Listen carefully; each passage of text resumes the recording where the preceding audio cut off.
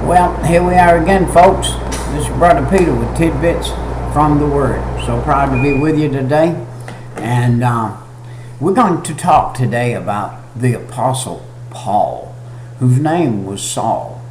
By the way, his name Saul was his Hebrew name, and Paul was his Roman name. And the Lord Jesus Christ chose to use his Roman name as Paul rather than his Hebrew name as Saul, for him to go across the nation. And the infinite wisdom of Jesus Christ that we don't pick up much of the time was that as the name Paul, he had liberty to walk across the nation as a Roman citizen, even though he was of Jewish descendancy, because his father was a Jew from Tarshish, a Pharisee of Pharisees, a wealthy man. And the only history we have of Paul at all in the Bible of his family was that his father was a wealthy man. He was a merchant, more than likely. He was able to send Paul to a Jewish school of where Gamaliel was, a man by the name of Gamaliel, which was the most renowned teacher of in that era of history that's anywhere written. All of the other historians outside of the Bible even speak of Gamaliel as the great and teacher. And by the way, remember, Paul was a Pharisee of Pharisees, and he was also Jewish, and that means that at between 12 and 13 years old, he was to have a what's called a bar mitzvah, which he had to quote pretty much the whole Old Testament. He had to know it. He knew the Old Testament, and he knew how it read, and he could quote. He had it inside of him already. God was preparing this man Saul to be this man Paul that he was going to be. He was chosen, and Paul himself said this, he was chosen before the beginning of time to be the man that he was. He was chosen to be the apostle that he was. He needed to do what he did. And by the way, the killing of the Christians of that day, you think that to be a horrendously wicked thing. In a sense, it seems it was, but in another sense, it wasn't. What it did was it sent those people home early. One of the best visions that God has given to you and I, one of the best out of the whole Bible that we see, one of the best, was when Stephen looked into heaven. He actually looked into heaven at his death. And that was saying to you and I, this is the guarantee that we are going to go to heaven. And he saw the Son standing beside the Father. And so here we are now, Jesus standing up, looking down at his servant, being stoned to death in the body, and praying for his persecutors and saying, hey, don't lay this to their charge, God. They're ignorant.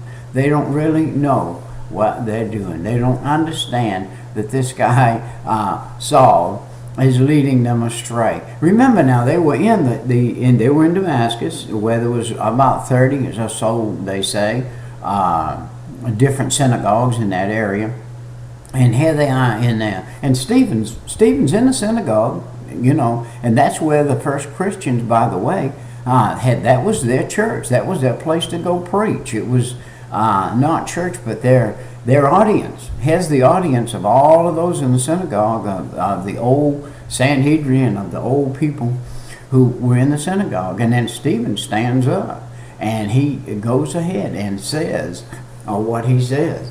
And they go ahead and Paul stands up in great reproach then, and he refutes what Stephen said, and he gets everybody all riled up, and they go and take Stephen out and stone him to death.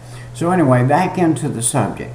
Here is the man, Saul, going across the country. He's traveling, by the way, he's traveling about 135 miles just to be a persecutor. He was zealous. He was a zealous Pharisee. He was the most zealous Pharisee on the earth. And he was traveling with a party of men, probably 15, 18 men. And they were probably, some accounts say they were traveling on horses or whatever. And they were more than likely traveling with mules and on foot. and they were backpacking on the mules, their wares and their tents and everything. Remember now, Saul was also a tent maker, as well as what he did as a profession. He was a tent maker. And so they were carrying their wares, and all these men were with him. And conviction, felt conviction. You know, Saul had to feel conviction. After the stoning of Stephen, he had to feel some kind of conviction in his heart. And he was probably puzzled that there were so many Christians that had come out. Remember, there was 3,000 in one day there in Jerusalem, and then I'm sure Paul heard there was 5,000 now, and then there was 5,000, and Peter preached, and they were added to the church, and it was great. Christians were they were coming out like hail out of the sky, and they were piling up. So Paul and his party, they approached Damascus, and as they approached Damascus, they were about 10 miles out or so, and from as Damascus lays, the way it lays on the desert out there, here it is. It's like an oasis in the wilderness, and it lays out there on the desert, and you can see it from miles and miles away. It was probably a mid-afternoon, when the time when most people would take a siesta, but Paul was pressing on. He was pressing on. He wasn't going to take no siesta. He was burning inside with a fever to get there and find those Christians and drag them out and put them to death. And so the Lord is going to appear. Now, and a great flash of light comes down on Saul. Now, light. Jesus is light. God is light. When Jesus appears, light appears. Well, the Bible said, you know, in the last day when he appears, that his eyes are like fire. They're going to be a shining light straight down. Now, remember the light that came from the burning bush when Moses was there, and God spoke to him and said, take off your shoes, you're on holy ground. And remember the light at the cross, at the crucifixion when Jesus, and remember the light on the Mount of Transfiguration when he was transfigured up to heaven, and the light shone. And there are other times when God created the heavens and the earth. It said, and there was light. There was light there on the earth before the sun and the moon were made. That light was God himself. He is light. And so here this light came down. Now those men around him, they didn't see exactly like Paul saw. Paul saw directly into that light, so directly into that light that it blinded him. But those other guys, they fell to the ground. They were stunned, and they fell to the ground, and they didn't know what to do, and they could see the light, but they did not see Jesus. Paul was going to have to bring those folks to Jesus himself. Hey, they were such followers of him, they're following him no matter what he did. And when he got converted, they got converted, I'm sure. All right, now, Paul was the great persecutor. He was pressing forward, and the brightness of that light was like the sun. And it said, do you remember that the Shekinah glory of God in the tabernacle was so bright that they had to put several layers of goat skin over it to keep the light from shining out? A lot of people think that the goat skins and everything was to keep the heat and light from shining in, the sun shining in. Absolutely not. It was to keep the light from shining out. Otherwise the light would shine out of the tabernacle.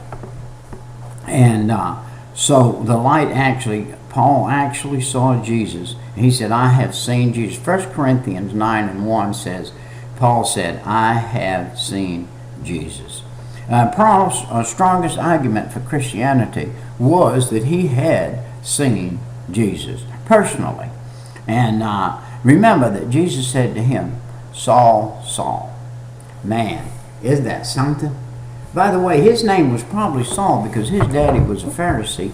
They knew the Bible and they knew it well. And because they did, Saul was probably named after the first king of Israel. And remember the Lord said, Saul, Saul. Remember the Lord said, Abraham, Abraham? Back there when he was going to send Abraham out of where he was to another place. Remember he said, Samuel, Samuel. When he was fixing to go, Samuel's a young man. He's in the temple. And God said, Samuel, Samuel. And the voice appeared to him. And you remember when Jesus came back. He came back into the garden and he walked. And Martha was there. And he said, Martha, Martha. Do you remember that? And then this one is a good one with Peter. He said, Simon, Simon. Hey, when Jesus or God addressed a person twice, it had great weight. Great weight. It said, and the voice of God comes out of heaven. It's going to do something to you. It did something to Paul. And you remember, Paul fell to the ground. You remember when God spoke to Daniel, Daniel fell to the ground. Not the same exact way Paul did. Daniel was already saved. Daniel fell to the ground in not the awe that Paul fell to the ground in, but he fell to the ground in, man, the presence of God is here and I'm going to fall prostrate. And Ezekiel fell prostrate. And so whenever the Lord comes on the scene, the person that is there is probably going to fall prostrate. And I think that those guys with Paul, when that light showed up, they fell prostrate too. But they didn't know why or what for. But the power of God, the power of Jesus Christ was there. And I'm sure it stunned them. They were stunned by it. Here's the middle of the day. It's afternoon, just past 12 o'clock. And here these guys, this great light, lighter than the daytime. And then what does Jesus say to Paul? He said, I am Jesus whom thou persecutest. I am Jesus whom thou persecutest. Paul had said, who art thou? And I love the fact that when Paul said, who art thou? He said, Lord. What an amazing thing. Here's a man that's against the Lord, and he says, Lord. And he said, who art thou, Lord? He knew that he had a vision directly from God through Jesus Christ. And he was the Lord. And look, a contrite heart, a broken heart, and a contrite spirit is what God requires. And this is what God was doing with this Hebrew guy. And by the way, when Jesus spoke to him, he spoke to him in Hebrew. He spoke to him in Hebrew. And he could have spoke to him in Aramaic. He could have spoke to him in Greek. He could have spoke to him in other languages. He could have spoke to him in Roman Greek. But he didn't. He spoke to him in Hebrew. He said, it's hard for thou to kick against the pricks. Or in that day they had ox goads that they goaded the oxes with. And the ox couldn't kick against it. He had to move on. But here's Paul kicking against those goads and those pricks. And the Lord said, hey, it's hard for you to kick against these pricks. He said, best thing you could do is surrender. And the complete, unconditional surrender of Paul the Apostle came about right then. And listen to this. This is really getting good. And our time is coming to the end. But it's getting good. Listen, Paul had a 3-day sabbatical. A 3-day sabbatical here coming up. And the great history of Christianity is that Paul saw the light there. And that was it. And Jesus said, stand to your feet, Paul. He said, I want you to stand erect. I don't want you to stand erect just in the body, but I want you to stand erect in the soul. With this contrite heart, this contrite spirit you've got now, and this broken heart that you've got over this situation.